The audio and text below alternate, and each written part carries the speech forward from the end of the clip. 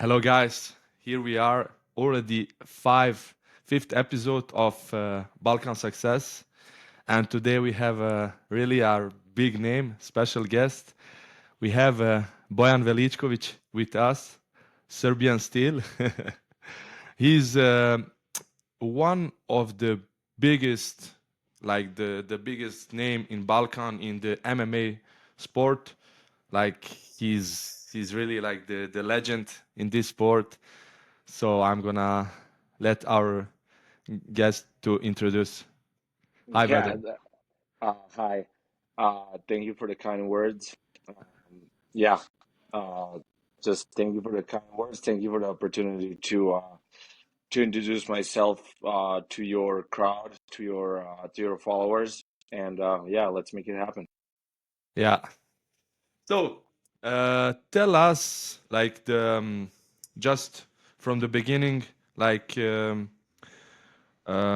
path, because I saw that you were like you live in Denver, yeah, in United Yeah, States. yes. I live in Colorado since 2015. Uh, in US since 2012. Let's say. Nice. Um, yeah. But you were born in Serbia. Yeah, I was born in Novi Sad, Serbia. Grew up there. Yeah, grew up there. Went to school there. Uh, Later on, my dad and my mom separated, and then my dad lived in Belgrade, so spent a lot of time in Belgrade too. When I was a teenager, all the way up until early 20s when I made my way to US and eventually moved there permanently. Nice. Um, for the beginning, can you just tell us, like, just the difference, like, between life, like, that you remember in Serbia and life in United States? Uh, I mean, it's quite different. Well, if you compare life there in the 90s and life here now, it's like not even, I don't even know how to, like, it's just such a big gap, such a big difference, that it will be hard to explain, but I'll do my best. Um, just I think is I don't know how old were you when you came to the West, to Canada, but like a couple of years ago, I was kind of like romanticized so much like my upbringing and growing up in Serbia that I decided to go back home and spend couple months, thinking that it's gonna be the same environment that I grew up in, but it's not. It's just like I went back and uh, people would like. I think the whole world is kind of like trending in the same direction. Like everybody's watching same shows, same videos. Like Netflix is popular back home, YouTube, podcasts, and so like yeah, I just went back home and expecting that I'm gonna like have a good old like Serbian or Balkan summer, because I did went to Montenegro for a summer vacation. On the way back, I went to Bosnia. I made a stop in few days in Sarajevo, in Mostar, a few more places, and just it's different. It's not the same. I mean, it's a bit different environment, but again, people are talking about the same topics, uh, like same political topics, same shows, same movies. So it's kind of like the same. But growing up there, I really loved it. I was kind of blessed that I was born into a family that was like very diverse. My grandma was from Bosnia. My dad was from like South Serbia, close to Macedonia. My mom's parents were from northern Serbia, almost on the border with Hungary. Uh, so I got like a little bit of everything. Uh, we had my grandma's Bosnian family. She had 11 brothers and sisters. So really big family. most of them, like some of them were married into Bosnian family, into Croatian family, like a lot of mixed marriages. So like I, even though in the 90s we went through wars, like I learned that some people were like demonizing, uh, like some people in Serbia would demonize people in Croatia or Bosnia, and like the war is ugly, so I don't blame them. But I was, as I said, like I had multiple Bosnians and Croats in my family, so yeah, just like learn to respect them all, and to like learn look at that conflict from a different perspective. And then like during those times we went through war, through sanctions, uh, through like that it was not like looking back and realizing that lack of money, lack of groceries, lack of like just normal things that you need to survive. I bet that my parents and my grandparents were like super stressed, but as kids, like I didn't really like feel that stress that much. For me and my friends who were like between 5 and 10, we just like did our own thing. Like we didn't have video games, we didn't have PlayStations and Xboxes. Like first thing in the morning, you wake up and you just run out of the house, and you play sports. Yeah. You compete in everything. Like I feel people over there in the Balkans are just so competitive. Anything that you can make competition of, we would make competition of. Like from like I played like volleyball, table tennis, I don't know, like we did daily competition in a neighborhood. Who can do more push-ups, who can do more pull-ups. It's just like every day was like some sort of competition. Yeah. And I would leave house early in the morning and come back when it gets dark, unless my mom or my dad like come out or like yell at me from the balcony, like, "Hey, dude, like come home, like we have lunch, like we're waiting for you." And so like looking back to those times, it was really fun. Yeah. Definitely miss it. Now when I go back home, I have brother and sister who are quite a bit younger than me. Like I was 15 and 17 when my dad, in a second marriage, um, had two more kids. And so looking at their upbringing, even though they grew up in Serbia, like their upbringing 15 and 17 years later was quite a big difference. Like they didn't play any sports outside. Like at that point, kids already switched to like spending a lot of time on a screen, Yeah. spending a lot of time at home. Uh, I would ask them, hey, like, why don't you go outside, like, play basketball, play soccer or something? And they're like, oh no, they're dangerous. Like, you can get in a fight, or like, you can, like, like pretty much at that point already, like here too, everything outside of the house is presented as like danger, Yeah. which is Like kind of weird to me. like you said, a lot of things change, and like what I really like, I'm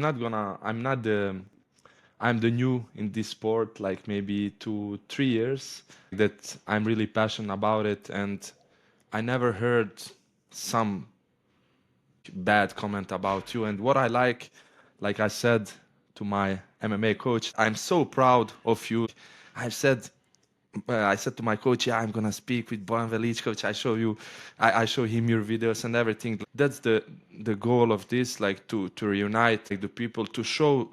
For me, I said in every podcast, like I think that we Balkan people are the most gifted, like the most, how do you say it, competitive. Like we are so talented in every sport, in businesses and everything. I just want to, for the world, for the just this community, for everyone to know this. And it's really it's my goal. And I just want to ask you also, um, so we speak about that. Can you tell us what makes you to start? Like I saw that you start like the first, um, the first thing that you started, it was judo, yeah. Yeah. When I was I think like 10 or 11 years old, Yeah. I started training judo because my dad trained judo and karate. He went to a school like a police academy back in the days. Like it wasn't like today, like 6 months academy. Like back in the 70s, 80s, 90s, uh, like policemen in Serbia, they had to go to. It was kind of like a police high school, like police academy slash high school. So like you would, when you turn 14, you go there, and it was kind of what is it called? Yeah, like school where you just is it not board school? I forgot what it's called.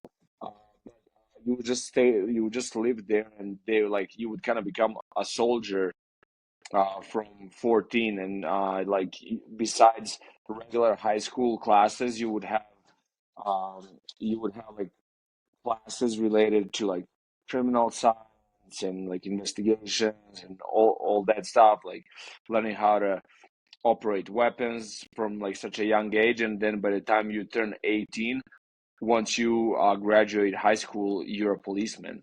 And so my dad went to that school, and as a part of the school, during those 4 years, they did judo and karate back then. And I think he had a karate black belt and judo brown belt or something like that. And like one of my first memories of like any sports training was when my mom was taking me and my brother to a gym where my dad trained judo. They had some sort of a like training camp for like national judo championship or something like that. And then when I came to the age where I was a like strong and coordinated enough, I guess, I decided to go into that. And yeah, trained judo a few years, and then later on got into Muay Thai, and then from Muay Thai got into MMA. Yeah. For the people who doesn't know, Boyan had almost you had 40 fights, professional. Yeah, 40 professional fights. Wow, crazy, crazy record. And after you start your path in Serbia and MMA professional, you start Mhm. to fight in Serbia. Yes, so I trained Muay Thai in one of like very well-known Muay Thai gyms, and my Muay Thai coach, had a really good connection, and he was very well known into MMA community as well. So some of the like pioneers of Serbian MMA, like Dragan Tešanović and Aleksandar Radosavljević, they would come to do stand up in my Muay Thai gym. Back then, we didn't like I think now it's a little bit different, but back then there was no MMA gyms in Serbia. Yeah, If you're an MMA fighter, you're going to one gym to do jiu-jitsu, one gym yeah, to train striking, and so on. So so those two, actually there was a few more, but two of them are most well known. They would come to train uh, stand up and Muay Thai in my gym, and then like one day we were sparring, and you know, when they get their ass kicked in stand up, they would like rush into clinch. And I'm not saying that I was able to like beat them up, but I would, you know, like I would do like good against them, and they would come into clinch, and then like out of obviously in Muay Thai there's no like throws like judo throws, but like I just out of kind of like messing around, like show them that I know, like just kind of let them know that I know judo and that I can throw people down. And then they said, hey, like, you know, like you have like really good judo, like you have a good clinch, you have good striking, you should try to do MMA. And at that point I was like, no, like I was like totally not interested in MMA. And then few years later, I think 2 or 3 years later, they those two guys Gagi Tishanovic and Roja, Alexandra Dosavljevic, they talked with somebody and they organized like a reality show where 18 fighters from Serbia, Bosnia, Croatia, and I think there was one guy from Montenegro. They did a reality show, kind of like a Balkan Ultimate Fighter. Yeah. It was 18 of us, and then the show was called A Road to the Ring of Fire. If somebody's from Balkans or like understands our language, you can watch all the episodes. They're uploaded on YouTube. And so the show was called The Road to the Ring of Fire, and the winner of the show had opportunity to come to United States and compete at the show called Ring of Fire, and that was like a local Colorado promotion. And so, long story short, I ended up winning the show. And as my reward for winning the show, I had opportunity to come here and compete. And then I did a training camp for that fight at American Top Team in Florida, and that's where I met Mirsad. I saw you did a podcast with him Yeah. too. Uh, so I did my training camp there in Florida. I went to Colorado to compete, and I won that fight. And then I went back to Florida just to say kind of goodbye to the coaches and my teammates, and then like to go back to Serbia because I was still in college back home. And they were like, "Where are you going?" I'm like, I'm going home to Serbia." And they're like, "No, man, like you should stay here. Like we really like you. We want you to be part of our team. Um, you should just stay here." And I'm like, "Well, I'm in school. I kind of like bought a return ticket and I don't have visa." And they're like, Excuse me, "Oh, visa is not a to problem. interrupt you. How old were you back then? I was 21 or 22 Okay. at that point. Yeah. And so they were like, "Oh, you should stay here. Like, we'll help you with visa. Like, we'll." They offered me a 5-year contract, and at that point, I was like, "Well, I really have to go home and figure out my school because back then there was a thing in our college that you can kind of like Yeah. freeze where you stopped, and then like if a few years later, if you want to like resume, you can."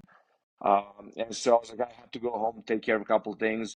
And I went back home, uh, got back to school. And at that point, like knowing that I have opportunity to go to US and pursue my like MMA career, the school was like boring and I was like not feeling it. And so, talked with few friends, like a little bit older friends who were like business guys, and they were like kind of sponsoring me, helping me at that point of my career.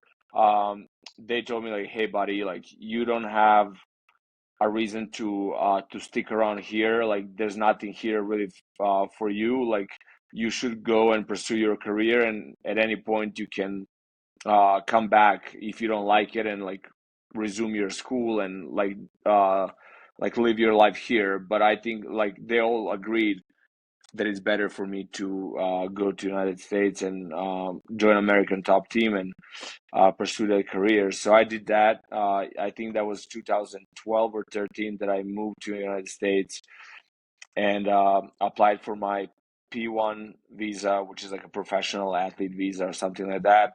And from then on, I'm in the United States, and then like I had my path. But like this is just like my kind of like how I got to like MMA through those two guys who invited me to be part of the reality show, and then reality show like gave me a first opportunity to come and compete here, and through that opportunity, I met people at American Top Team and had my first fight in the United States, and then got invited to to stay or go back and then come back, and so yeah, so that's how I made my way to United States. Nice. And did you fight? For the people also who doesn't know, you fight with Iri Prozačka. Yeah. Did you fight with him before that or after? So that was that period between I did I did a reality show, went to US, came back, then spent a couple months home. Then I went to United States and spent 6 months there, but I still didn't have like visa and still wasn't able to like stay permanently. And then I had to go back and spend like 6 months or a year back home before before I was able to come back to US and stay Yeah, when I got that visa. So in those few months that I was like going back and forth, that's where I had opportunity to fight Yuri.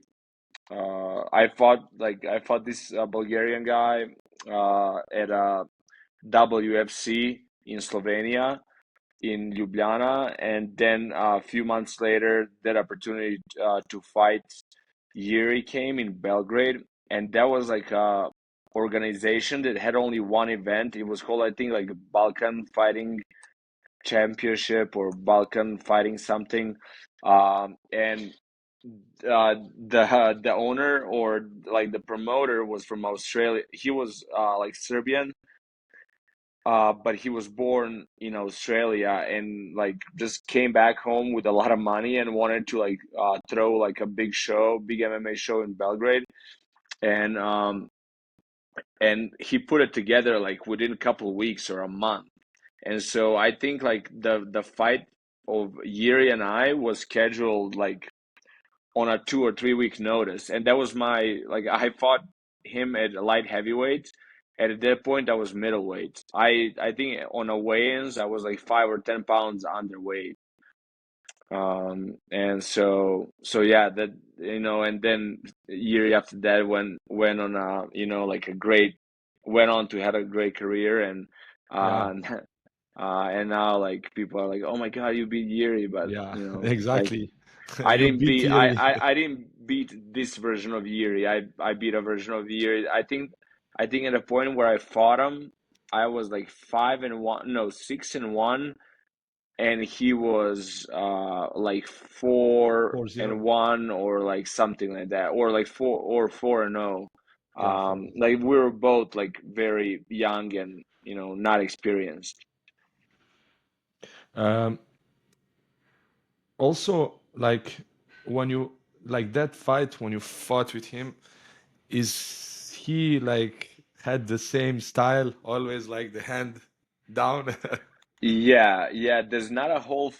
There's a highlight of that fight on the YouTube. There's not a whole fight. But yeah, he was super awkward. I was very lucky that my coach, my Muay Thai coach, the one that I was talking about earlier, Bogdan Stojcic or Boba Stojcic, he spent a lot of time at Muay Thai tournaments in Czech Republic, where Yuri is from. So we didn't have any videos or any footages of his previous fights. Only thing we knew, what my coach told me, that the gym he's coming from, that they have like a solid like Muay Thai striking, and they have some jiu-jitsu on the ground, but they like don't have any wrestling. Yeah, And at that point, I was actually like one of my gyms where I was going to train was this wrestling gym, yeah, and so he was taller and like a lot longer than me. So my strategy was just to like strike my way into the clinch and take him down to the ground, and then and try to keep the fight on the ground, and that's what happened. Like I think the fight was maybe 2 or 3 minutes long. I just like did couple of combinations, couple of strike on the top, work my way into like double unders into clinch, and took him down from there, and then like finished him on the ground. yeah, So yeah, I just kind of like built a strategy based on like knowing kind of like a style of the gym that he's coming from, and and turned out to be a good strategy. Um, Yeah, and like when after that you that was like what year? that was 2012 or 2013. Okay, so after you spent two more years in Serbia, and after you moved, or Yeah. I think the next year, that fight was like this in December. I think next year in spring or summer, I moved to United States, and since then, I'm like in United States. yeah, nice. Okay, Yeah. so we have that.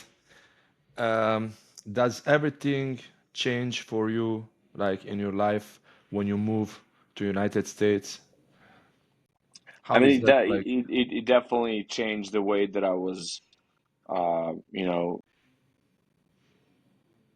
like running my life back home, because at home I live with my family in Yeah, an apartment with my brother and my mom,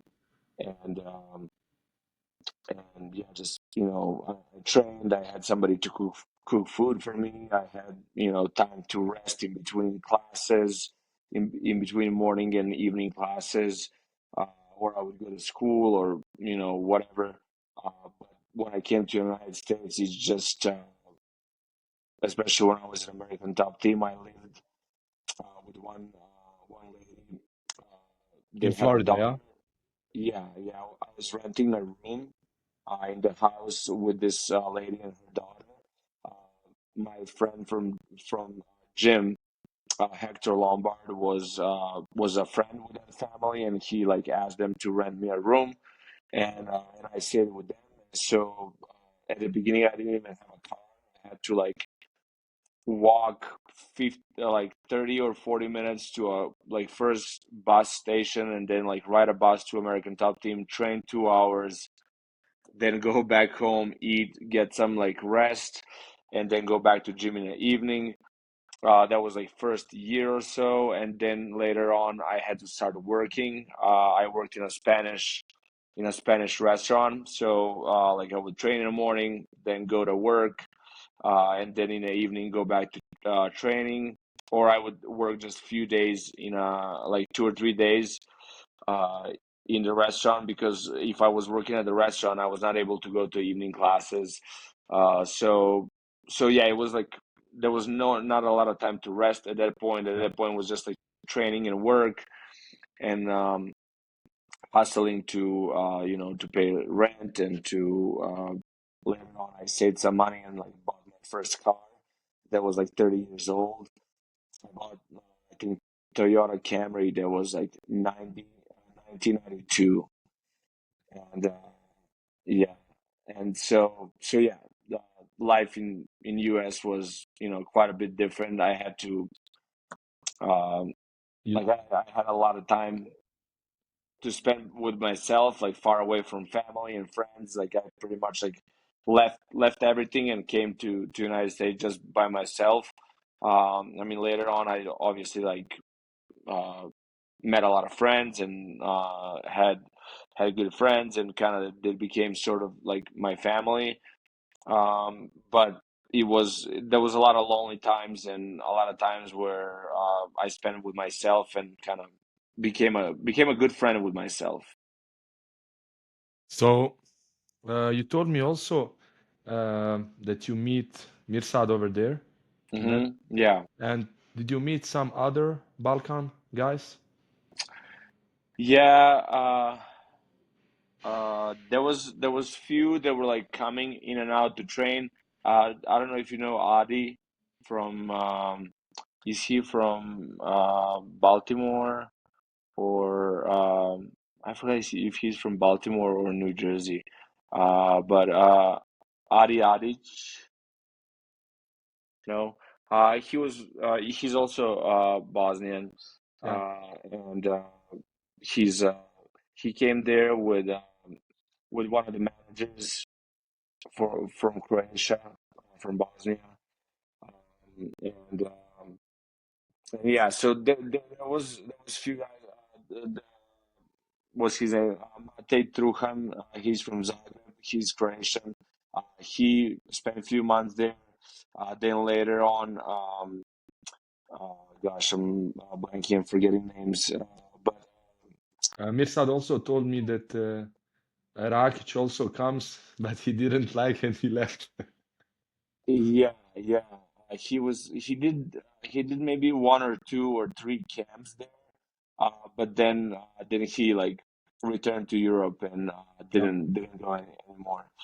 Um, but yeah, there was a really good crew back then.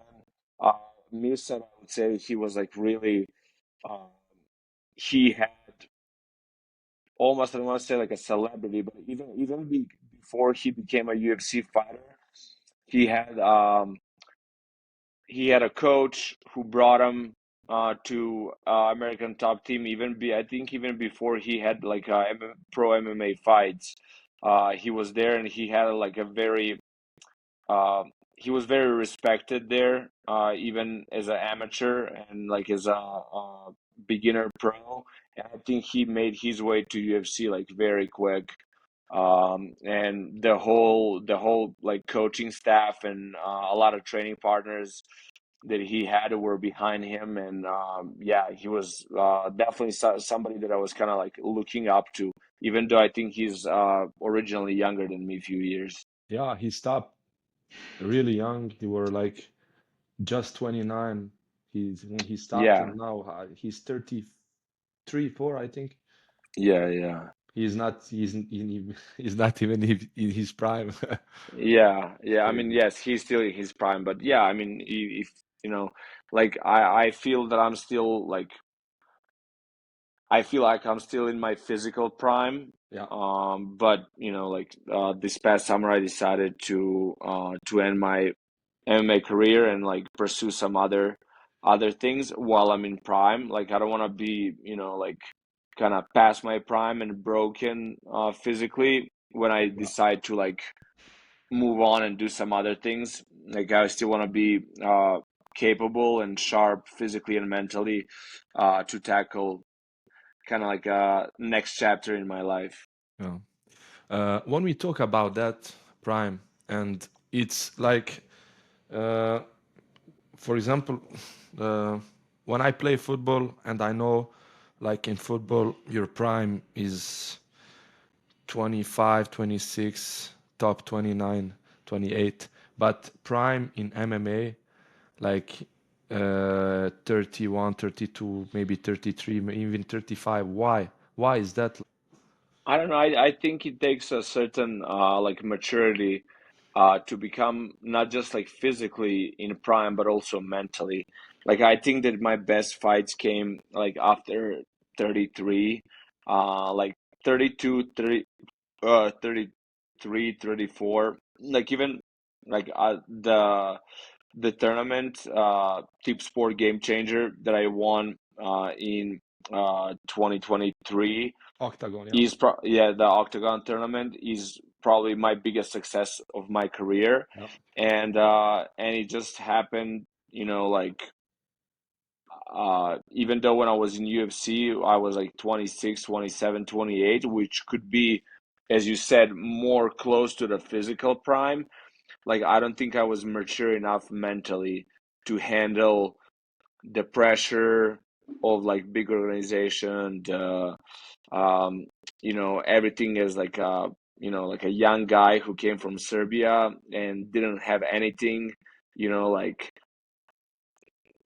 fuck it, like when we were kids during sanctions and wars, like uh, when me and my brother would get in a fight when we see a chocolate, somebody would like come and bring a chocolate as a gift, like we would get in a fight, like who gets more chocolate, like grew up in that environment, and then like came to United States, accomplished a huge goal that was like to be first Serbian in UFC, Yeah. and like got got paid after one of my like my second or my third fight. I had a fight of the night bonus, and so I thought I'm king of the world. and then I started traveling, started spending money, didn't save anything, and I just don't think I was mature enough to handle that All of that, yeah. success at that time. But when I got to 30s, when I realized that it's not everything about like fancy shiny cars and girls, and like I finally at that point met my wife, and I was happy just to on the weekends to stay home and hang out with my wife, at that time my girlfriend and fiance, and not go out and chase women and party and all that. Yeah, So I think like for me that prime came like closer to the mid 30s yeah, than in the 20s. But I think now these fighters that I see, and then plus like nutrition, weight cutting, and all that like becomes a lot more like easier yeah, as I was getting older and I was smarter about it. Whereas like back then, knowing that like kids at that time were like super undisciplined, yeah, not paying attention what they're eating, like eating McDonald's and pizzas and all that. But now I see that like that informations are a lot more yeah. available. We That have more like access, yeah, ChatGPT, everything. Yeah, the top fighters like UFC champions and top contenders are like posting about their nutrition, about their diets, about their training routines. I think like now younger fighters are a lot more smarter about it. So I wouldn't be surprised if like this new generation of fighters start hitting their prime like in the early 20s or mid 20s, yeah, versus like my generation. I think just like need a little bit more time to yeah, mature and get the information necessary to like be successful. yeah. Because we have, I think, we have in the best time to evolve in sport because we have access to everything. Like just to see, for example, I'm I'm working as a fitness coach and conditioning coach. I have athletes that I prepare, so it's so easy to search information, just to go to ChatGPT or like the people, like we have everything access. Uh, One question: uh, why is that? Like, I don't know how much like you're involved in our. Did you follow our like MMA scene?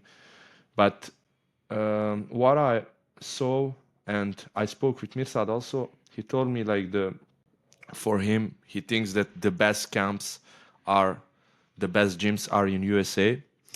And I was thinking about like when you compare, we just see our fighters, our prospects that they do like uh, they do contenders, they lost, but they are top prospects here, but they lost in contenders from the we're gonna say average guys. Why is that? Um, Not all of them. There's a guy from Serbia who recently fought in UFC. That Ivan was Leka? his no Uroš Medić. Okay, okay.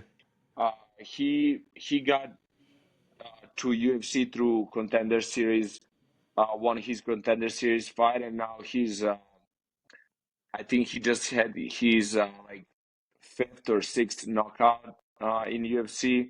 Uh, and he had a couple losses. Most of his losses came from like submission, or like being taken down and held on the ground. But yeah, there was a couple of top prospects, as you said. Yeah. Like recently, um, I forgot his name. Johnny, Gianni Barbieri, yeah. yeah, Johnny Bambier. He came and lost, unfortunately. But uh, like it wasn't like he was dominated the whole time and he was outclassed. He just the guy that he fought just like happened to like come out like super aggressively and caught him and knocked him out. I heard really good things about Johnny. I heard that he's like a, as you said, like a top prospect back home. He was champion in FNC. Uh, yeah, I don't know who. And there was a guy from Serbia, Lenka. Yeah, He won his fight. He's a heavyweight. He won his fight, but he didn't get a contract because, like, I guess the fight was like, tough, and he was not able to finish his opponent. And like the whole point of Contender Series is to like win by some crazy knockout and then like Yeah. earn your contract. Um, I still think that there's like there is future contenders there that are going to come from the Balkans to UFC. It didn't happen yet, but I think the scene over there with FNC, when I was there, the SBC did produce couple of good UFC fighters.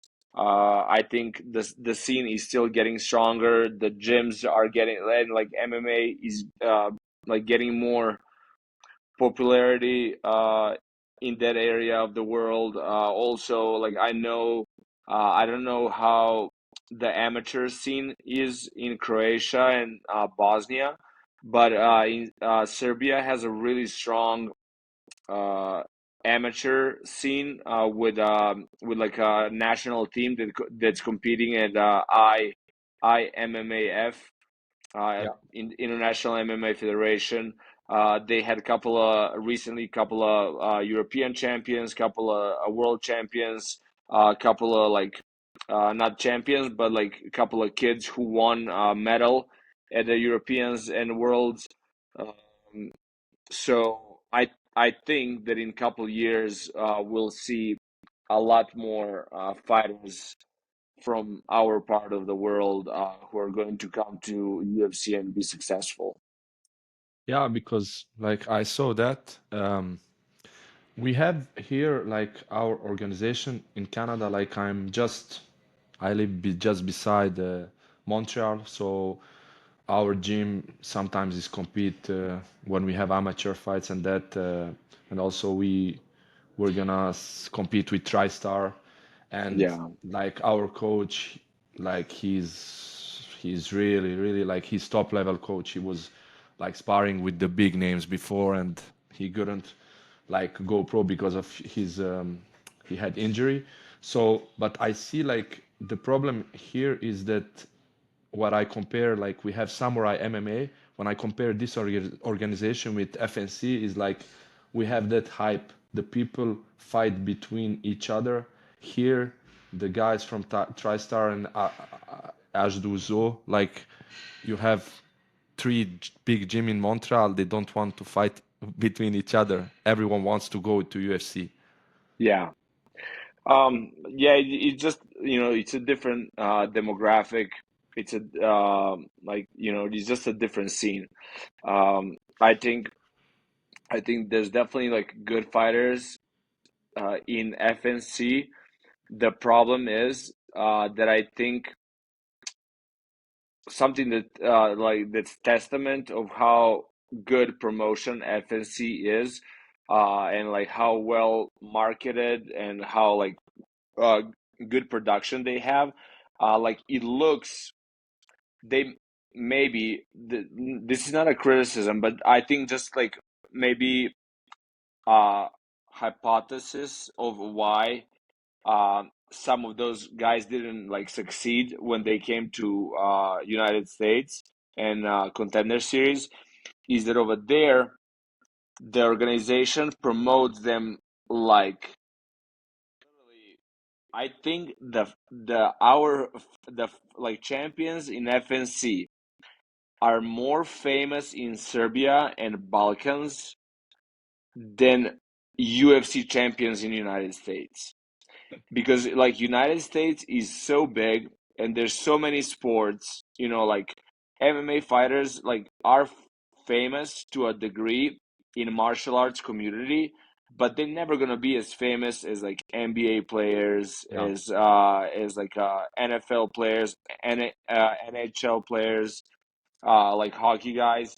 And so I know like like my close friend Neil Magny and a couple other guys who are like super famous in MMA world and UFC, but we go to like city, nobody like recognizes them. But you go to like if you go to Serbia or Bosnia or Croatia, like go to have a coffee with Johnny or go to have a coffee with Vaso Bakočević. Yeah. Dude, he's stopped on every corner like multiple times for a photo, for a selfie. Yeah. Like these guys, like one of the things that I'm super appreciative of my coach Bogdan that I mentioned earlier, Bogdan Stojcic, is when I won that reality show, went to United States, won my first fight, came back around the time that I fought Yuri. Everybody knew who I was, and like like I was like even now when I go back home, I get stopped for a picture or something. I'm not saying that to show off, but I'm just saying like how different mentality of people is and like how like different value of people to like appreciate and respect fighters than just other athletes. Whereas so those guys, they over there, they're good, they're like FNC champions, but they think that they're a lot higher than they are. They think they're the shit. And same thing happened to me. Like I thought I'm the shit, and then the fight that I had before Yuri, when I fought for a title in WFC in Slovenia, I thought I'm the champion already, and I went and lost to a guy that I on a paper that I should like Easy. cut in half.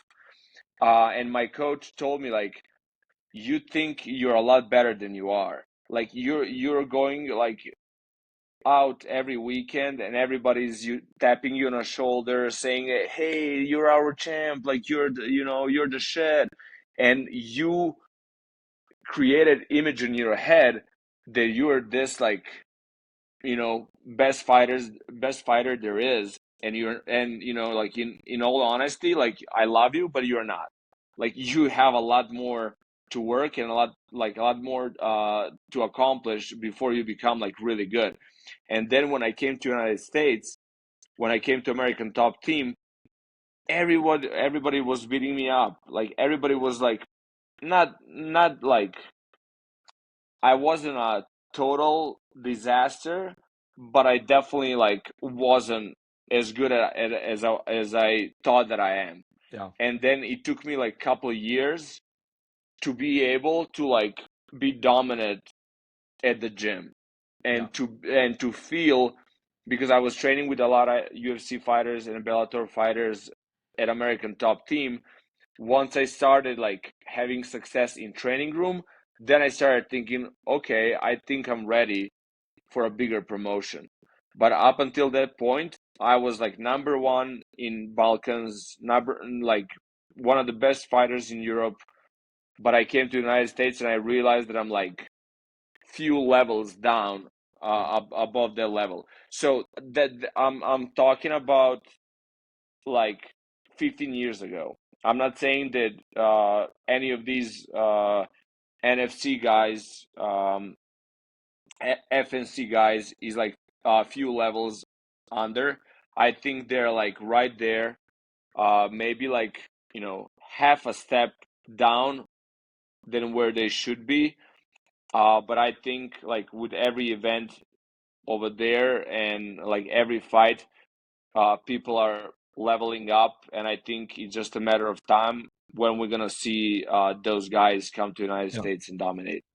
But also, I think, I don't know, you can correct me if I'm wrong, but our people, for example, Johnny, uh, before his fight, Contender, it was quick, but before maybe he should do one camp in United States in a big team, big like, and to do some big sparring and maybe to see like his level, or I don't know, some future prospect, because just to see like like the difference when you come over there, and now you told me like American Top Team. I'm sure that you spar with some big names, some legends, and Yeah, I mean, it worked for me. I don't like to play smartass and tell people what they should do. Like everybody has their own way. Everybody has their own life, and they can do whatever they want with it. I'm not gonna tell like Johnny or any of those guys what they should do and where they should train and what camp they should visit. That's up to them. I can only say like how my journey was and like what helped me level up, but at the end of the day, as I mentioned, like I didn't have any like great success in UFC. I had like 2 wins, 3 losses, and 1 draw. So like, if I start like trying to like be a smartass and share some wisdom, they're gonna say like, what does he know? Like he didn't do anything big. But like for yeah, but me, for Balkan it's big. Like I know, like for me at that time, like I wish I didn't have that mindset, but for me, like coming here and I developed my own independency and my own like how would I say, like building my character here by myself. Like I literally came with few $100s in a suitcase in order to pursue my thing, and like my goal was to become first UFC fighter. And once I did that, I feel like I felt accomplished, and I didn't work as hard as I maybe Yeah. should have. And that's that kind of like you know blessing and a curse that I had so much talent, but like I thought I'm the shit because I'm the first Serbian in UFC. But all honesty, that doesn't matter. Like, and I know now that I was silly, stupid kid, but after all, I'm at peace and what I did. Uh, I think I had a good career. I had a good time. I made a lot of like. I'm not measuring my career just based on the titles and the belts or the medals that I won, but based on like friends that I made. yeah, Like my manager, the guy who that was the reason that I moved to Colorado, who helped me get to UFC. Uh, he is my close family friend. He comes like for every birthday, for my Slava, for my like Saints Day, uh, for like Serbian Christmas, and like I have all these friends. Um, Not just here in the United States and in Denver, but I have friends all over the world.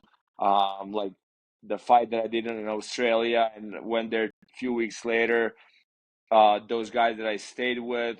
Uh, on random occasion when I went with Curtis Blades and Alistair Overeem to China, to Beijing for their fight in UFC.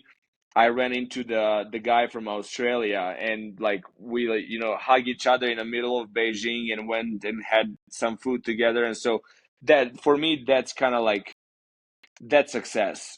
yeah. Like everybody measures success differently. I think I had a successful career. Part of that success is like me, maturing and being able to like uh, find my wife and start a family. And yeah, so Even for right me, now, that's not more important than just like winning titles. yeah. I mean, even right now, like teaching, like people, like helping a lot of people um, to to learn, like to do MMA. Well, Uh, not just MMA. Like as you mentioned, like I'm right now head coach or department head for kids jiu-jitsu at the gym where I train, and I have around 120 kids, and 120 kids. We have 20 coaches that are work with kids, and like I'm the head coach, so I'm like head of that department.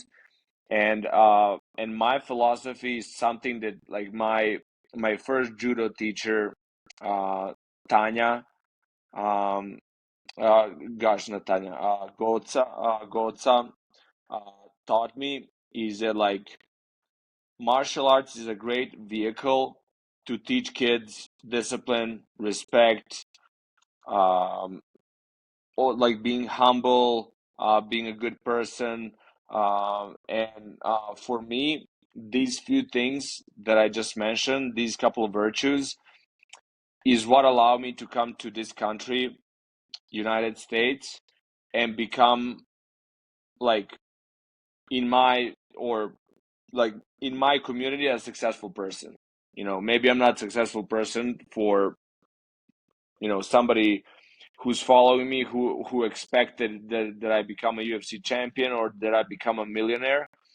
But that wasn't my you know picture of success. For me, like success is that I have a good and healthy family, that I'm part of like a really good community, where like people have similar moral values like I do, and that whatever gym I went to, American Top Team, Elevation Fight Team, High Altitude Martial Arts, Eastern Training Center, like people always accepted me the way I am, always like had open hands, always like gave me a lot of opportunities to be successful.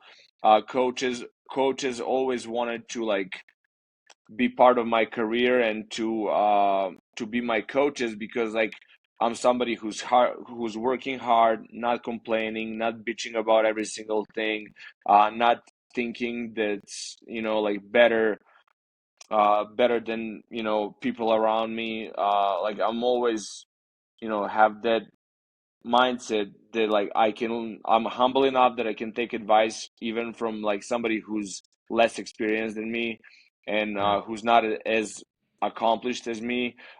Sometimes even kids that I train who are between 7 and 12 years old, they can say something smart that blows my mind, and that I'm like, oh my God, like I Yeah. haven't, like I can learn something from them We too. always learn. Yeah. Yeah. So if you like, and so my goal, my philosophy as a coach is to help those kids. Like now that we live in this modern world where a lot of people are complaining how kids are, like almost retarded, and how they're like so distracted and ADHD, and all these like they have all these problem with attention, with behavior. Like it's easy to talk shit about kids who don't know anything, but what are you doing as a person to contribute to build a better generation of kids? Yeah. And for me, like I have these like 120 kids, and I'm like very passionate, and I'm very focused every day to try to like open their eyes, help them see different perspective, help them get tougher, help them get better, help them be hardworking, and not complaining, and not just being like not having a victim mentality. So that's my agenda or my philosophy, like what kind of coach I want to be. I want to help those kids. I don't care if I make 10 world champions. I just want to create like good kids, like good young adults, good human Yeah. beings. And then if they like, I learned this from my coach, and I spreaded it to 120 kids. And if 20 of those kids hear what I'm teaching and spread to like 120 kids, it's gonna be like a couple thousand, and so on. So like I think if we see things from those lenses, we can make a difference. And so yeah, that's kind of like what my goal these days is. Yeah. But I have another guest who is Okay, waiting. no Ivan problem. Itasov. Oh, okay. Sorry, but we definitely need to do part two soon, because I had a lot of questions to ask you, but it was like our first time to Yeah, meet no each other. problem. My apologies. I was more No, than no, 30 it's minutes okay. It's late. like So for yeah, us, you're like Balkan hero, and definitely we're gonna do part two. So can you just wait? We're gonna just to do upload. So thank you so much on your time, and no see problem. you soon. My pleasure, friend. Have a great rest of the day and rest of the podcast with Ivan. And yeah, I'll talk to you sometime soon. Yeah, thank you so much.